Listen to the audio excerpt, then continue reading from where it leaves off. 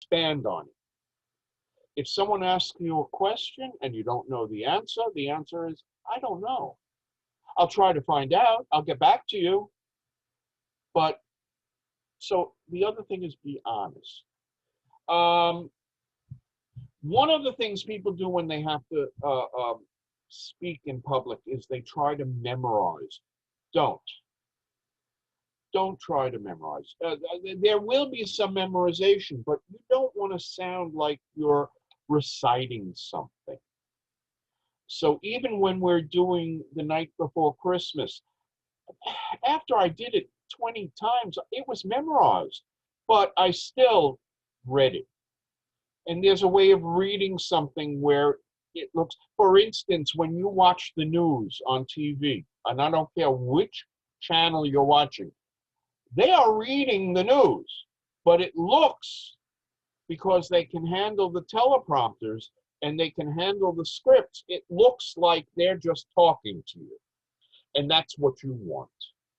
So there are certain things that you can do to do that. For instance, I have the book Night Before Christmas. It's large print. You want things in large print. Let me get rid of the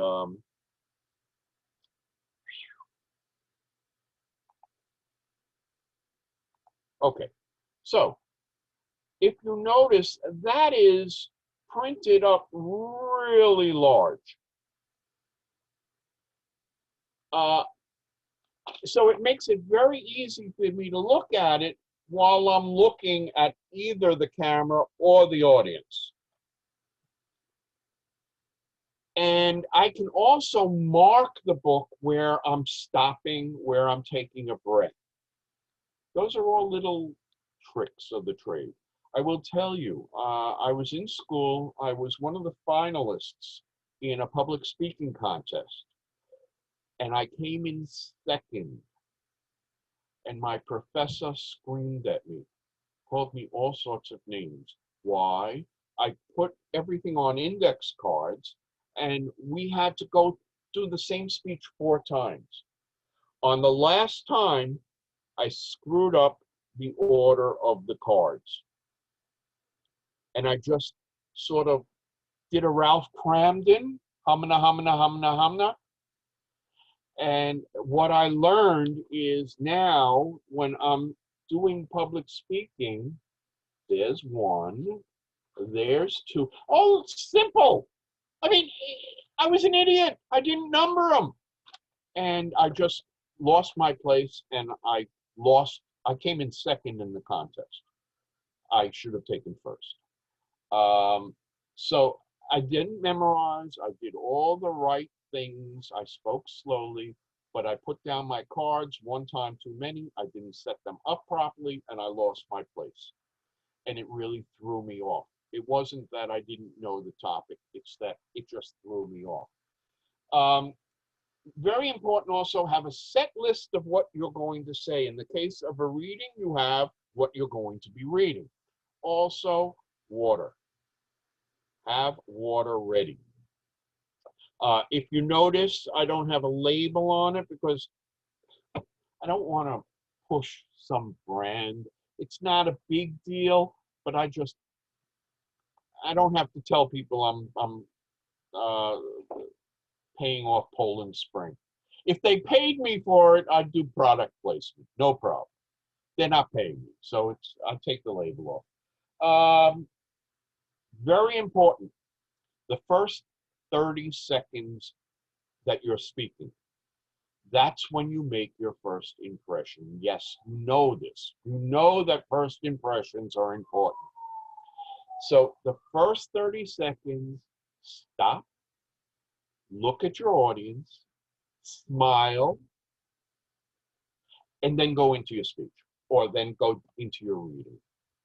All right, but establish that, what we call rapport with your audience. You're touching them. Try to look at everybody in the audience and smile. You all have worked on your smiles for years. That's right. I saw that, Bob. I'm blinded now. It was that twinkle. Um, in fact, I was criticized because my mustache was covering my mouth. And they said, no one can see your smile. You got to trim it. So yeah, I trimmed it. Be aware of your audience. So if you see somebody who's like trying to get a word in, but they feel too shy or they put their hand up, acknowledge them. Even if it's to say, please hold on to the question and I'll get back to you about it. Because if you feel it's going to interrupt the flow, you have every right to ask them to hold on to the question. And then the final thing I have to say is practice, practice, practice. We've been told this, if you're doing acting, if you're doing singing, if you're a musician, if you're a magician, to practice.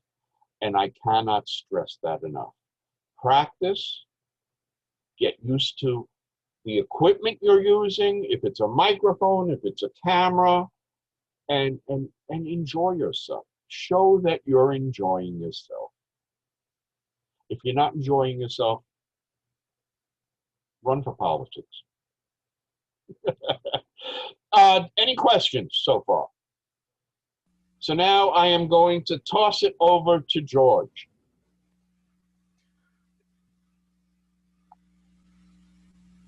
You're muted. You're on mute. No. Okay, there we go.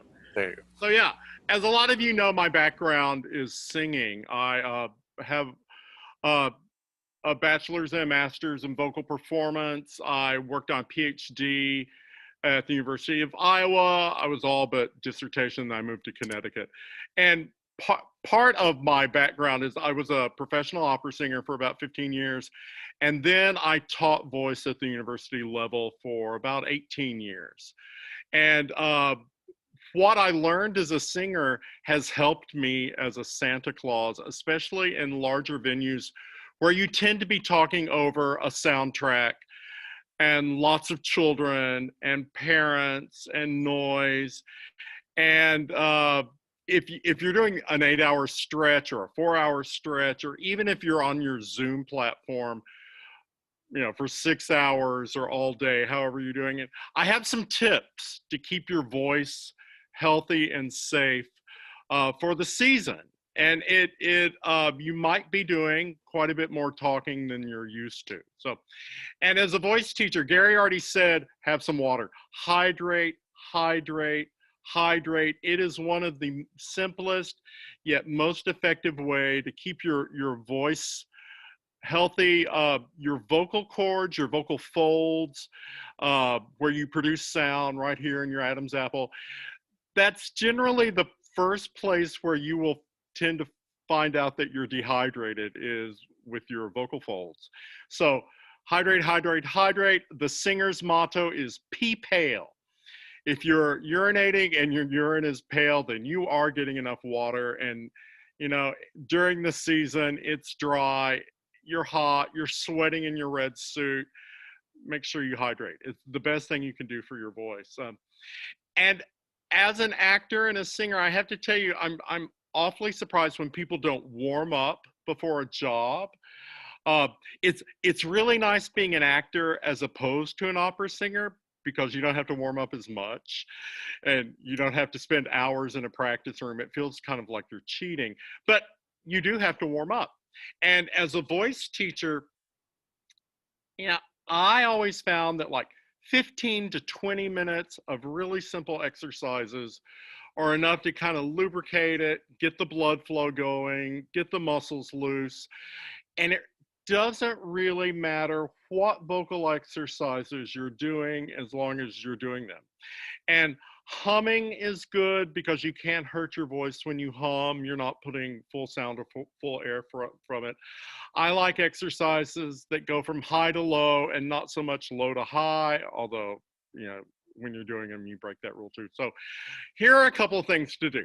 The first thing, and the first exercise I'm going to show you, I'm really bad at this. It's called a lip bubble or a lip trill. Singers do this all the time. and you go, and you do that for as long as you can on a sound. I have to put the corners of my fingers at the corners of the mouth. Some people that are really good at this, and I'm not good at this. Like I had a voice teacher that could do it for 3 days without taking a breath. Up and down the scale, a few arpeggios, and I'm good for about 5 seconds of doing this. I played saxophone and bass clarinet and clarinet, so I think it ruined my ability to do this.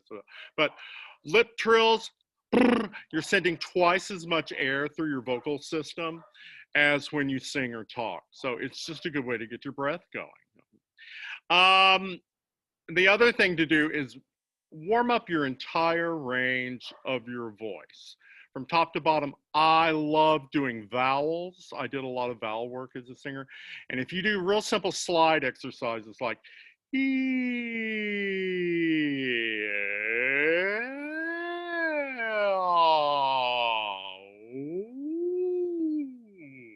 going from your highest part of your range to your lowest part of your range, you cannot hurt yourself doing that exercise. And it actually is stretching your vocal folds, your vocal cords out, actually like this. And so it's a good warm-up exercise. Tongue twisters are great. Singing Christmas carols are great. If you have your favorite Christmas carol, sing through it like 2 or 3 times, you'll be warmed up. Pick a bunch of tongue twisters. You know, consonants, consonants, consonants. And as we get into my tips for speaking in public, you have to use more final consonants. As Americans, we are tending towards dropping the ends of words all the time. When people are listening to you, it's not the vowels that people can hear, it's the consonants that actually make you stand out in a noisy situation. If you're singing with an orchestra and you have this big wall of sound, it's your consonants that kind of cut through a lot of noise. So make yourself clear, use more final consonants, do tongue twisters, anything to kind of get your speech here on the tip of your tongue, okay? My own personal preference for Santa, and I wish not to offend anyone here, but use your own voice. Don't put on a fake voice. Don't go, well, hello there, little girl, ho, ho, ho, yeah.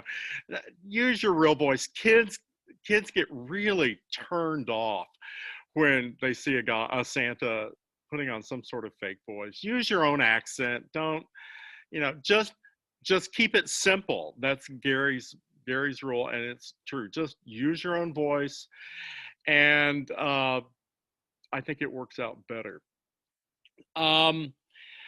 Get a lavalier mic. Okay, if you're doing Zoom things, they're cheap. I got this from amzn.to. This is, that's not the bag that it came in. So I got all these for 20 bucks. I got like a couple of mics, the spit foam things, 20 bucks for a package of them. They are cheap. They are great. You can plug them into your phone. They come with little adapters. You would be amazed at the difference this makes when you do any sort of online meeting, video thing. If you're doing an audition, the little mic is your friend because it's so much better than the microphone that is on your computer or your phone. And it's a simple, cheap. I would buy 2 or 3 of them because you will step on one. Everybody steps on one. And actors tend to have like scads of these. I've stepped on 3 in the last couple of years. Okay. If you are using a lavalier mic, and you could also use a boom mic, you could use the snowball mics. I think the lavalier mics work the best, and they tend to filter out a lot of sound too. So if your basement isn't quite the most quiet place in your house, yeah. But if you are using a mic system, cut back on your volume. Especially, I have to especially watch volume levels because I tend to blow out the mic levels just because I'm used to projecting so much. And so it's always pull back, and that's been my whole class experience as an actor for the past 8 years. It's like, pull back your sound. You don't have to be so loud. Actually, that's what my mother used to say. It's like, George, we're not in Fort Worth. We lived in Dallas, but I was the loud kid. So if you do mic yourself, just pull back on the sound just a little bit. Hold on, I got to pull up my notes. Like Gary said, take your time, don't rush, and take your time to breathe. As a college voice teacher, I can tell you what my day mostly was. 90% was breathe, breathe, breathe deeper. You need a quicker breath. Breathe again. Why don't you cut that phrase in half and breathe? Breathe, breathe, breathe, breathe. I wanted a sign right here that said, just breathe, damn it. And when you're doing a big venue and you have to project your voice, you know, we got a lot of disservice from choir teachers and choral directors. They're always like, breathe from your diaphragm. Well, your diaphragm is attached to the bottom of your rib cage, and it pushes up on your lungs, forces air through your voice. That's how you can't actually control your diaphragm. You control all the muscles and organs in your thorax, and that's what pushes up the air, pushes against the diaphragm. So my little trick as a singer always was to breathe to the waistband of my pants, like an accordion. If you breathe and you fill out, you fill out the front, everyone take a big deep breath. And you feel the stomach come out, put your hands under your ribs. If you breathe and your ribs go out that way, and then you take a third breath and put your hands on your lower back. If you breathe and you can feel your back move, you are doing what any classically trained singer does. You are breathing low and all the way around your body, front, sides, back, okay? This will keep your voice supported. This way not only support, this will send a better, more consistent airflow through your voice box, through your larynx, and it supports your vocal cords better. When you're breathing and supporting and you have good airflow going, your vocal cords barely touch. In fact, when you sing, they kind of do this little undulating motion. When you scream, you don't have any air in your voice. You're kind of vocal frying. They slap together. It's really unhealthy. And that's when people start getting vocal damage like nodules and polyps. So breath will save you every time. And like Gary said, if you take your time and take a nice big open breath where you can't hear yourself gasp, it's going to save you a lot of wear and tear on the voice over the season. The first year I lived in Connecticut, I was an elf on the Essex Steam Train. I was the world's oldest elf. And it's a 90-minute show of singing, dancing, talking to children. It's great. You're on a train, you're in a train car, you have 65 guests, and you talk for 90 minutes solid. The train gets back to the station, you have 3 minutes, and you go again. It was the hardest vocal thing I've ever done in my life. It was so much harder than singing an opera. It was so much harder than being on opera tour. It was harder than summer rep in Ohio. I mean, it was vocally hard because you were running around and you just never, ever stop. Santa's kind of the same way. You know, you do a lot of talking as Santa. You know, these little tricks will help you, you know, keep it going for the season. My number one danger thing to never do, if you do get sick, if you do get a throat infection, if your voice feels rough, never use chloroseptic spray or drops. Never, ever use chloroseptic. It numbs your throat by killing the topmost layer of cells in your throat. If it gets on your vocal cords, it is bad news. So please never use any of those throat numbing sprays or lozenges. That's just such bad news. And I told singers that all the time. Avoid alcohol, caffeine if you can, although I have to say I'm a caffeine fiend and I love Diet Coke and it keeps me going all the way through New Year's. Caffeine is a diuretic and it will dry out your vocal apparatus. And you might want to take this next little recipe down. I have a friend, Linda Keith McKnight. She's a voice teacher in Houston. She sang at the Metropolitan Opera, beautiful soprano.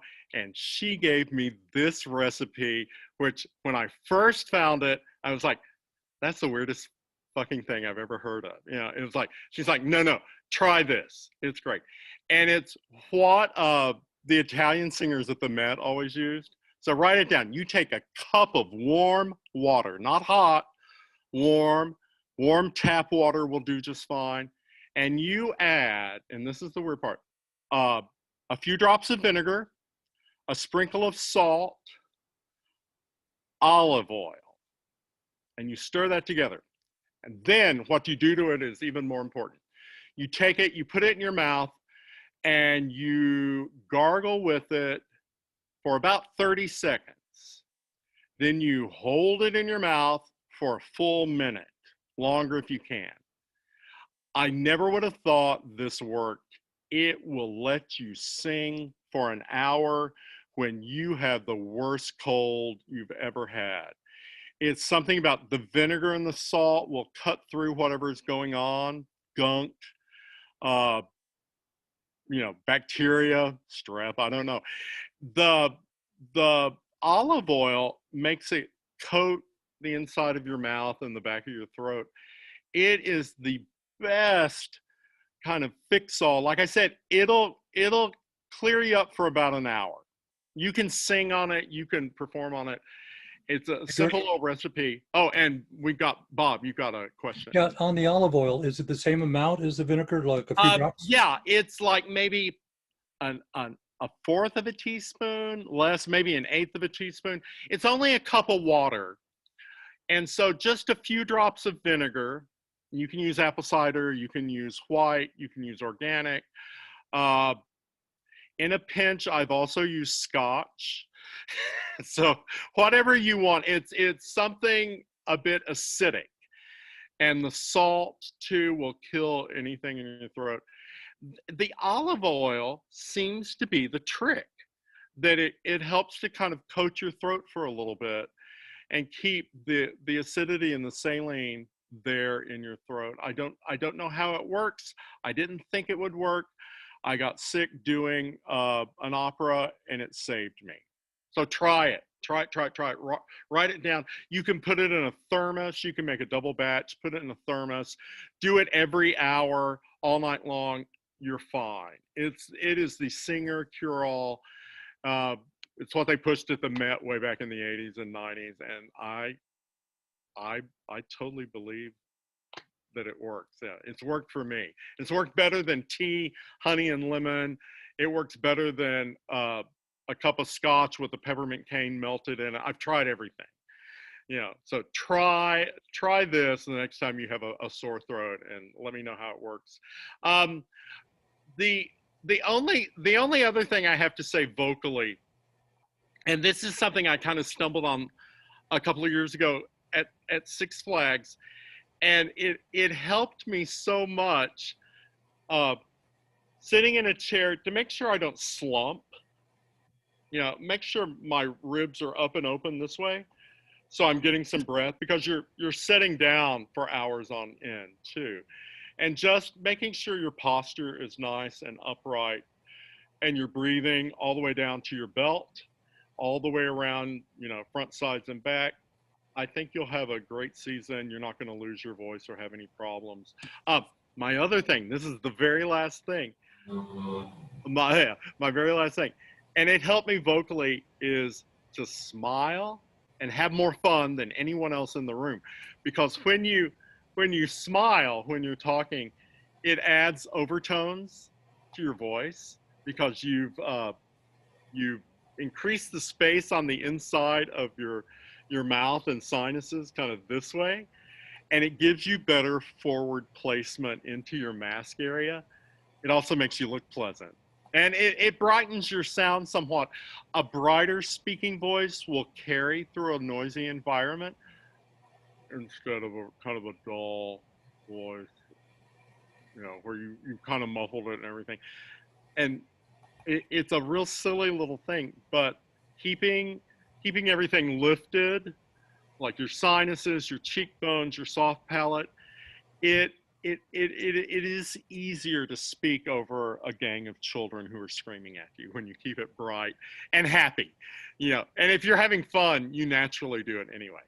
So anyway, now I had a question over here, Charlie or Thomas. Somebody raise their hands. What's your question? And I'm going to unmute everybody. Oh no, you are unmuted. Yeah. So what's your question? Well, actually, I was just going to say a trick for posture, especially if you're scooting forward on the chair and you're about to do some performance, is you take your foot and you hook it around the back leg.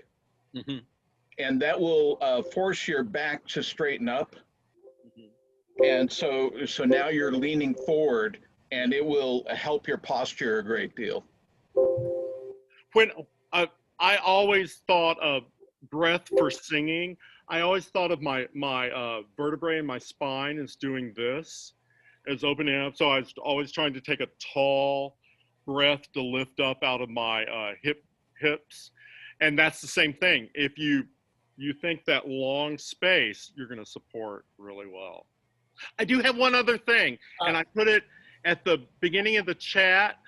Today, I am using an Amazon Basics laptop stand, and it is awesome. And you can, no matter how tall you are, you can adjust your platform all the way up. You're not having to bend over at a table or a desk or anything. If you are doing a lot of these Zoom or video Santa things, I suggest you go to Amazon Basics. It was $48. It is sturdy. It's sturdier than if elves made it. And it's heavy duty. You can adjust it to your height. I've been using it for self-tape auditions. I used it in a rehearsal last night for a table read. And my wife has been, you know, she's in Meeting Central at Yale. She's been using it. It is the best piece of equipment I have bought to date, to self-tape, to video conference, is a laptop stand. And it's Amazon Basics, $40, and it is a monster. I love it. I can't tell you. In fact, I think I'm going to buy a second one at the beginning of the month so I can have one down in the basement where I am right now and one upstairs too. You know, so that is my tip. So Amazon Basics laptop stand? Yeah, it's if you go to the chat screen and you go up to the very top. Yeah. Oh, okay. I got it. Yeah, it's, in fact, you can click on this. I'll even copy it and put it down to the, I'll copy it and post it again. Oh, I see it. Yeah. Wow. Nice. I take, it seems like a real obvious thing. It's better than a music stand. The top tilts, there's a place for your wires. There's room for a wireless mouse if you have a mouse. You could even, if you have a small iPhone, you know, tripod, it would fit here. I can't tell you how excited I am. I'm not getting a kickback. I'm going to buy a second one too. It is awesome, awesome, awesome. And it tightens up so you're not going to lose your laptop anyway. Because I've had a laptop fall off a music stand. They're just not strong enough to hold it. So. But it's tall enough that if you're above 6 feet, you're going to have your laptop camera right at eye level. You can stand up straight, which also standing gives you a little bit more vocal energy. And they always tell you that for video auditions, is always be standing. So. Bob Smith, you have a question. No, wait a minute. George, I just wanted to add something to what you had done. I'm sorry, I'll be done quickly. When you were doing diaphragmatic breathing and telling people to breathe from the belt, which is a great idea, but I found in teaching public speaking, people had trouble with it. So my go-to technique, which I found people have the least amount of problem, is lie yourself down on the ground, Put a pad down or whatever, but it has to be a fairly firm surface. Take a heavy book and put it right on your gut. Take A 5-year-old works well too, or a dachshund. It works the same as a book. yeah, okay. Take a deep breath and watch it go up and come down. Yeah. And that's how you can teach yourself diaphragmatic breathing. That's an excellent method. I've used it myself in teaching. There are so many ways to describe breath for singing and breath for speaking. And it's like teaching voice, that everybody teaches voice slightly different because everyone's built slightly different. And you teach basically what works for your voice, and hopefully that works for other people. There are as many different ways to learn this I call it low body support, or waist support, or front back side breathing. The book thing is awesome. All you have to do is look up videos on YouTube on breath for singing, breath for speaking, and you'll find a whole bunch. And the trick is you find the one that works for you and you stick with that. The book thing is awesome. You know, I've also had people, I don't quite agree with this one, who'll make you stand next to a piano, and when you breathe, you have to move the piano with your stomach. I think that's a little too much, you know, but breath is the key. As long as you're breathing, your voice isn't going to get tired, and you're not going to lose it. You're not going to strain it. You're not going to start vocal fry. And I heard an interesting thing in my acting class this week from a casting director. If you send in an audition tape and you vocal fry, they throw it out.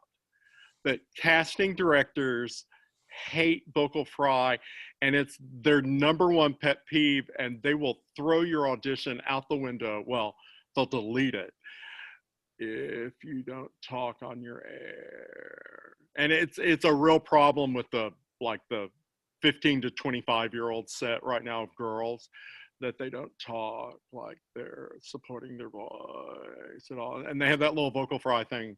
It's so bad for your voice. It's so bad for your voice. Don't ever do it. And if you see someone doing it, correct them. No. I'm sorry, I stepped on somebody else's question. What was It was the Bob Smith had a question. He's been waiting patiently. No, guys, it's your call. And by the way, Gary, the beard's coming in really good. I'm proud of you. You're doing good there. Thank you. I think everyone looks really good today. Keith, you might have the longest beard. Yeah. How long is your beard? Oh, sorry. Let me just finish the idea here first. It's going to seem really strange, but a lot of times before you go on, you've got butterflies in your stomach, or sometimes you can get the hiccups. Yeah. And I actually lived overseas for a while, and there's an acupressure trick to help you get rid of hiccups. It's gonna sound really strange, but you squeeze the sides of your middle finger just by the cuticle, and you breathe in and out a little bit, and then you switch to the other hand, not the top and bottom of your the side to side, and you just concentrate on your breath and you alternate back and forth between hands. I actually had a friend of mine who was on the phone. I told him to do that, and he said to me over the phone, "How did you do that?" And I said, "I didn't do it. There's some weird little acupressure thing. If you do it for a good minute or two, alternating back and forth, concentrating on your breathing, hiccups disappear." It's really weird. That's a great trick. It works. I've seen it work almost 100% of the time. I sang with someone who was prone to hiccups, and she had a horrible time with it. And she had a horrible time with it. Yeah, it's true. And welcome, somebody just joined us. Welcome. I am recording this, and I can post a link to this on the well, if you want to watch it, if you want to see what we've talked about, text message me, send me a messenger message, and I can send you a link to the recording of the meeting. Now, as Gary was talking about, our next meeting is going to be in September, probably September 18th. Oh, We're October. a little bit unsure. October. Oh, October. October. So, you know, if you would like to participate in the Zoom reading of A Visit from St. Nicholas, 12th Night Before Christmas, we'll each be doing at least one line. It depends on how many people are here. But if it's a group the size of today, you'll probably do a bunch of lines. You know, we'll probably just keep cycling through the list. And I think it would make a fun recording. I would wear a red suit or at least a red hat. I would be in uniform. Yeah, in uniform I think would be great. Or casual Santa if you don't want to wear the whole outfit. But I think it's going to be fun. That's Anne's plan. She was sorry she couldn't be here. Something came up. And we'll be scheduling some more meetings, hopefully for November, although it starts to get a little dicey in November. We might move to a weeknight meeting or just suspend meetings altogether for the holiday season. True Thomas, you had a question. So when you do the recitation, how are you going to handle everybody's names? Are they all going to say Santa Claus, Santa Claus, Santa Claus, Santa Claus? That's a very good question. We hadn't even thought about that yet. We're going to assign numbers. Santa Claus? Santa Does everyone have their own Just Santa change the Claus middle. name? Like I go by New Haven Santa a lot, or Santa George, or Santa Gary. We'll talk about it. We'll take suggestions how we want to do it. You could be Santa A Claus, and then some maybe Santa B Claus, Santa C Claus. 1A, 2B, 3B. Pick a number. Hey, George, if I could ask you real quick, because I didn't hear it come up, and I know it's a problem with a lot of people, even as somebody that listens to public speakers, dry mouth or mouth noises. Not, you know, even though you've had you hydrate, they still make those annoying mouth sounds. I was told things like Banaka. There's some different drops and things you can use. Yeah. Any other suggestions? There's a dry mouth mouthwash to help with that. That I know that has helped some people. It depends on what works best with you. I would suggest what helped gum, me. a little piece of gum that you keep tucked around your back teeth, like your back molars, will help you keep some saliva in your mouth. I also would suggest if you have, Scott wrote Biotine, that was it. Yeah. But I would suggest also, because I had a problem, speak to your dentist. Because sometimes it is a physical problem with the teeth. I had a cap that was ill-fitting and it was whistling right through a tooth. It was adjusted, no problem. So my suggestion is be aware that there may be a physical reason why you're getting some strident sounds. And speak to the professionals. Yeah. Also, you can also speak to an ENT, your nose throat doctor. George was throwing out some terms that some people aren't aware of. Vocal folds are the same thing as vocal cords. A fry is, well, he imitated it, so that. But these are medical conditions, and if you have them, sometimes you should have a doctor check it. Yeah.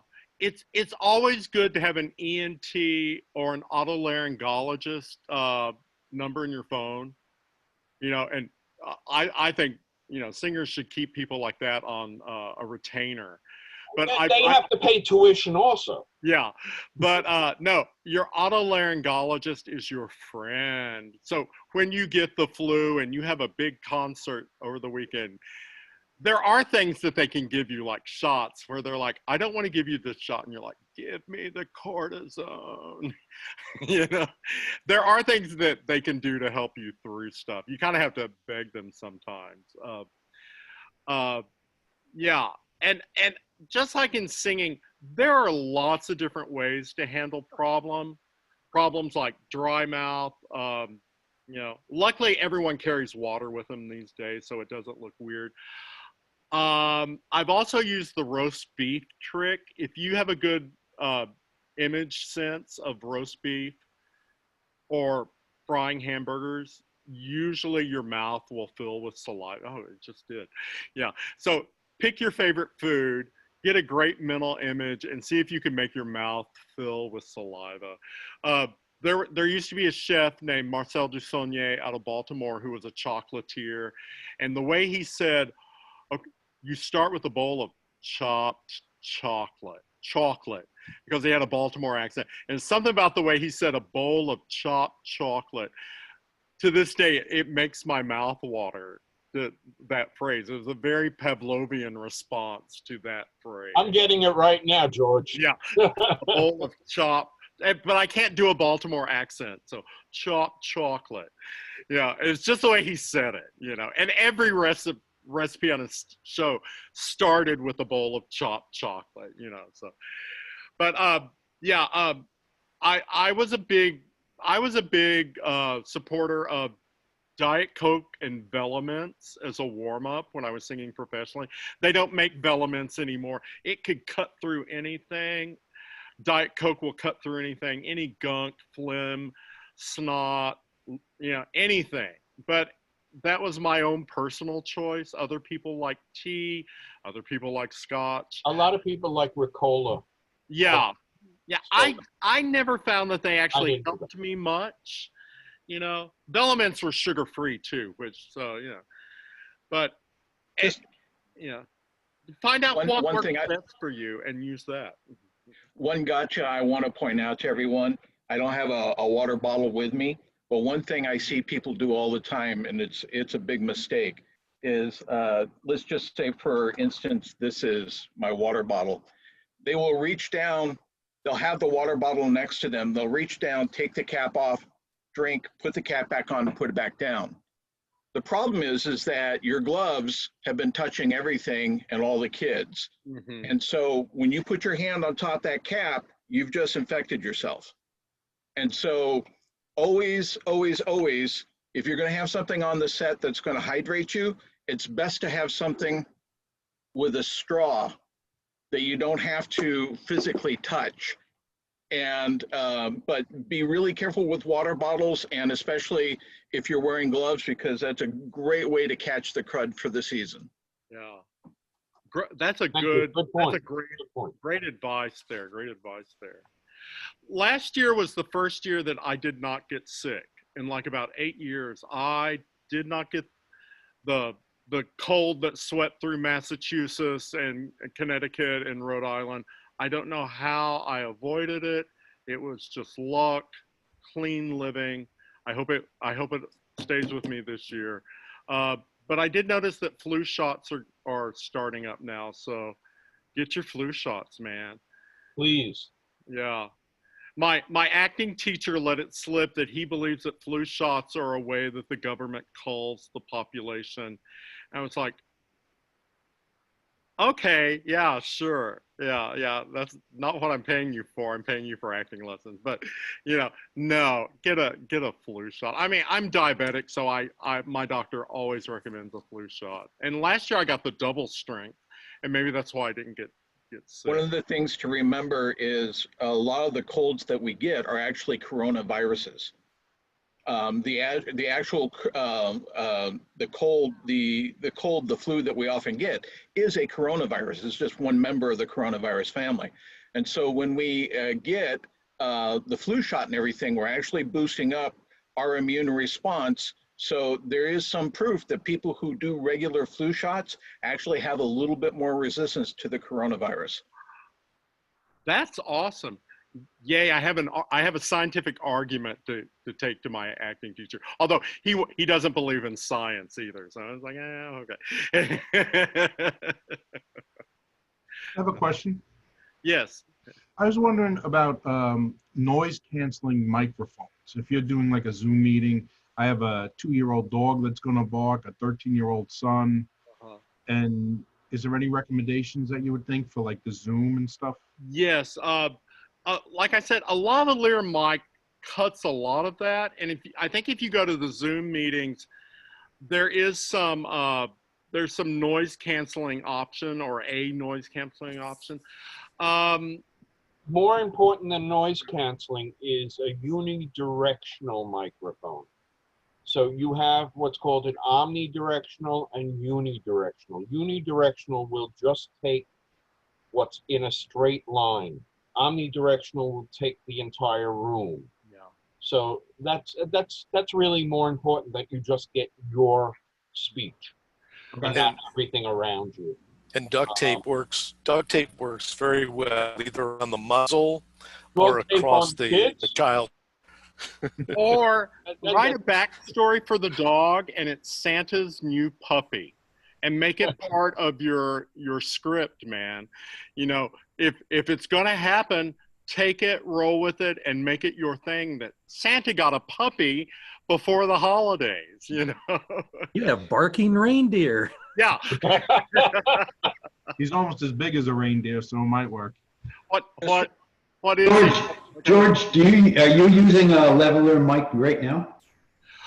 No, I haven't figured out how it works with a Zoom meeting, because when I plug it, you know, if you're using a phone, you just plug it into your phone and it works when you self-tape. With a Zoom meeting, it cut out everybody else's sound, so I wasn't hearing anything. So I think I'm going to have to play with it and see how it works in a Zoom meeting. There's a way to do it. I just haven't figured out how to do it. Also, understand something. My brother's Zoom, if you're using Zoom, Zoom just had an update. So make sure you update Zoom if you haven't done it within the past 3 days. It's changed a little bit. I'm still getting used to it, but a lot of these bugs have been worked out. One of the things you want to be careful about, if you do mention a puppy or something like that, most people are going to want to see it. So if you talk about it, people are going to want to see it. So that's kind of an issue. One of the problems with a limiting mic is they have a tendency to clip at certain levels. And so if you have a certain amount of ambient noise, what will happen is you will start to talk and it'll trim the front end or the back end of your speech. And so your voice might sound a little choppy. If you look at the rig that Keith Carson has, nobody's really going to freak out if Santa looks like he's flying in from the North Pole, you know? And so you can use something like Keith's rig if you're in a really noisy environment. And, you know, you could get a red one, you could decorate it up or what have you.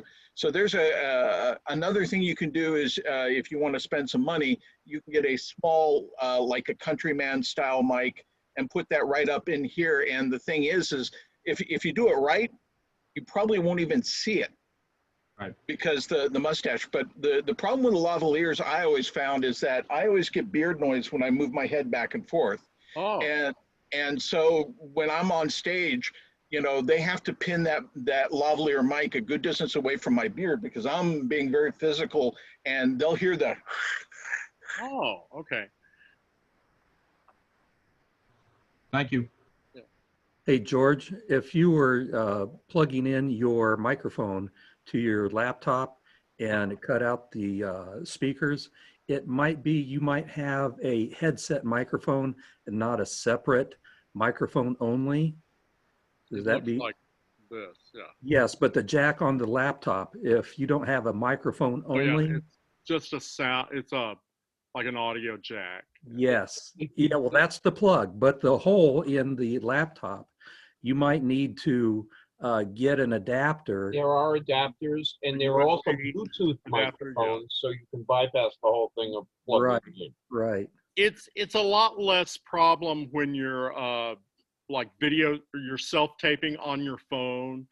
Then you can just plug it into your phone, and there is no problem at all. In fact, these little, if you have an iPhone, of course, they don't have that audio jack thing, and you have to. Wait, where is it? You got to use the dongle. Yeah, this. Yeah. Technical term for it, dongle. Yeah, dangly dingle thing. So, no, I think if it's just one way, if you're making a recording, if you're doing a video to send to someone, you're not going to have any problem. It's only in the Zoom meeting that I found, Right. and I just, I literally just got these in the mail because I'd stepped on my old ones. And so, your iPhone, a smartphone is pretty good though. It all in all, people, since self-tape auditions are the way everything's going now, and it's cheap to do it that way, and so the industry isn't going to change after everything opens up. But your phone, you can self-tape, edit, audio, visual on your phone, and it's easy as anything. And so, when push comes to shove, your phone is great. I do 90% of the stuff I do is on my phone and not my laptop. So,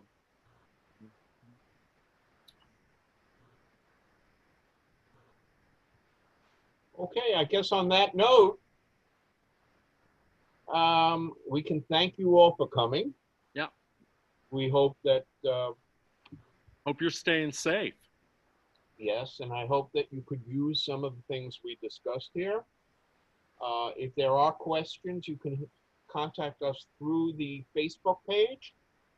And thanks, Scott, for that Amazon tip of the USB hub. That's a great thing, and I'm ordering it as we speak right now. So thank you. You plug a microphone into a headset only jack, and it cuts out your speakers. Yeah. Okay, I'm buying it right now. Okay, thank you. I love how you can instantly go, oh, I need that click, and it's on its way. Yeah, I reached the old man point in my life this week when I found myself contemplating whether to throw out a box because it was a really good, strong box. I was like, oh no, I've turned into my grandfather. I mean, it was a good Amazon box, let me tell you. And it had great packing. It's like, I shouldn't throw this in the recycling bin. I should keep that. And it was like, oh, whoa, where that was my granddad. What is he doing here? Get out. You know?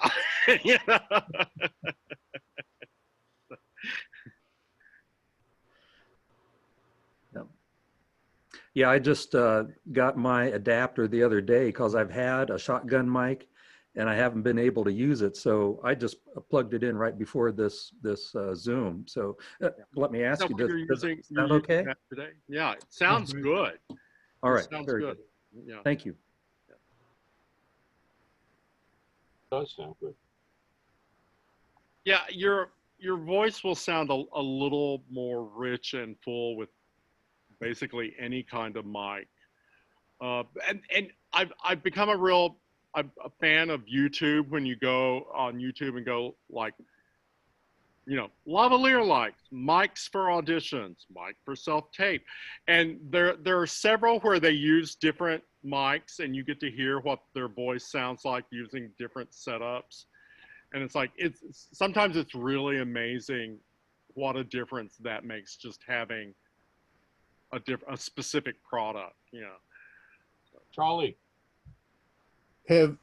First, can you guys hear me okay? And the second thing is, have you guys had any problems with USB mics like the Snowball Ice being muffled with Windows 10?